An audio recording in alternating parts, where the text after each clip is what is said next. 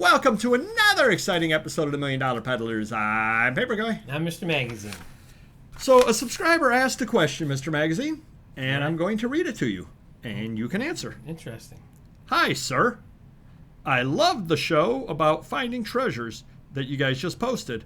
Anyway, can you guys talk about your biggest finds? Not necessarily the dollar item, but most valuable ones, but the ones you enjoyed the most, the items you enjoyed the most. Love to hear something about that. Love your channel. Have a great day.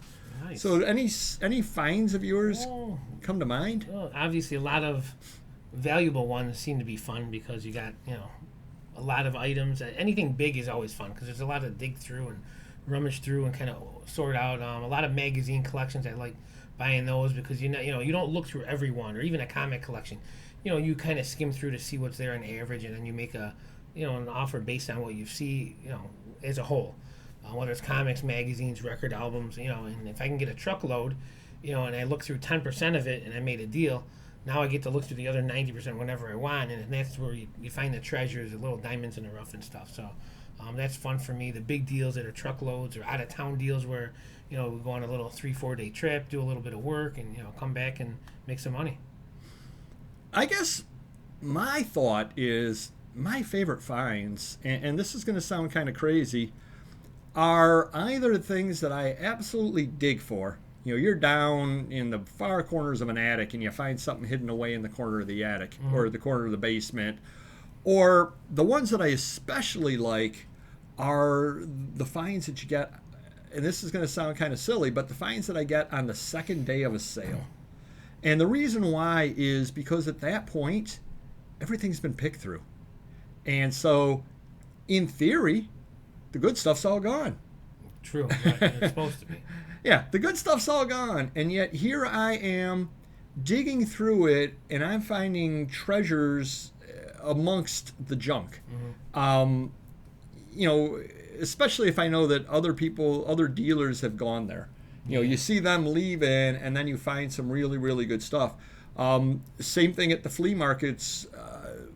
There are some people that get there very, very early, 6 o'clock, 6:30, and sometimes I get there 8:30, 9 o'clock, and I can still find some really good treasures.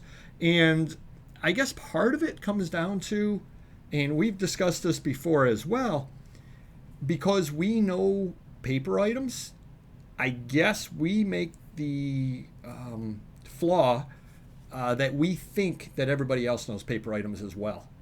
And so, you're there at a sale, and you're there on the last day of a sale, and you're like, oh, geez, 1,000 people have gone through this. There's no way there's anything good left here.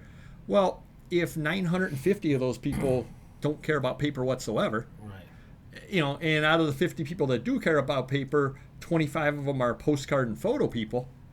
Suddenly, 1,000 people came through, but only 25 people even care about anything that you're in. Exactly. And maybe they're only into modern books, or maybe they're a book scanner and they don't really know books or that kind of thing. Right. Yeah. So it's always a flaw we make that we expect that everybody else knows the same stuff that we know. Sure. When actually it's the stuff that that the other people don't. That's kind of where you make the money at. Is there any specific item or items that you can think of that you've picked up that you really enjoy having picked up? I think you remember that the golf photo deal. That was pretty cool. Yeah, those were the press photos. That was many years ago. Hundreds and hundreds of them, and I didn't know much about them, but I knew it was a deal what I was getting. It was a huge box of photos. Could have been 500 of them. I don't even know, and they're from the 30s, 40s, 50s, and. And I don't think the guy knew what he had, and I still paid him a decent amount for what we thought that was there, and ended up being some really good treasures, that we didn't know about it, ahead of time. But, it's just, like I said, it's just fun. Anything that, you don't realize that you bought it, it's in there, and you find like a little gold mine, so.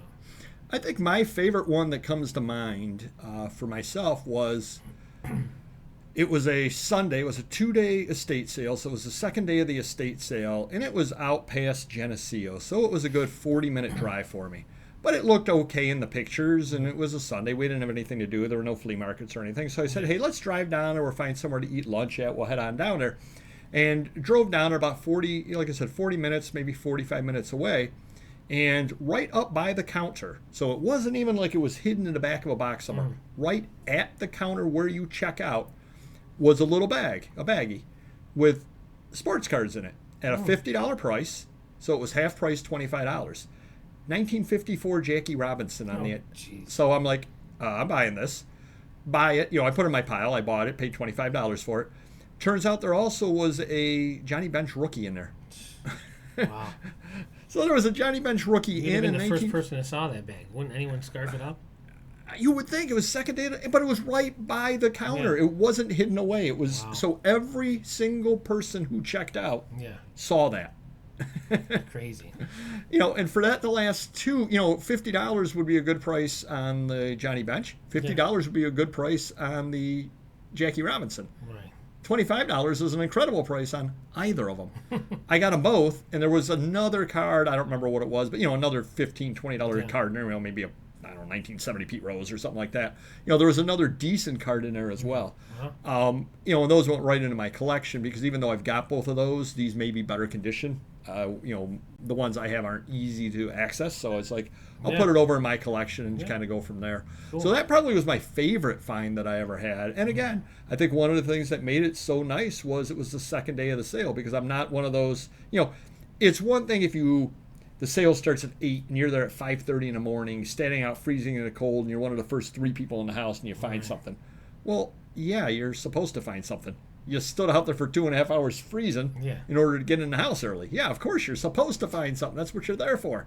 But when you come the second day of a sale, that's where that's where you really get the pleasure because it's like that's not supposed to be there still. Yeah. And the other thing too is it's Jackie Robinson.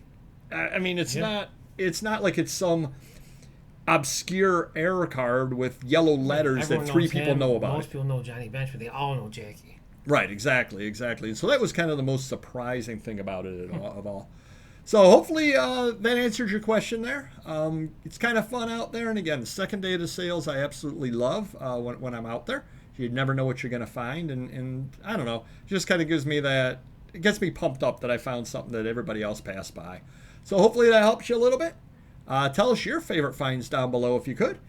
Hit the like button if you could. We'd appreciate that as well. And we will see you next video. Take care. Bye-bye.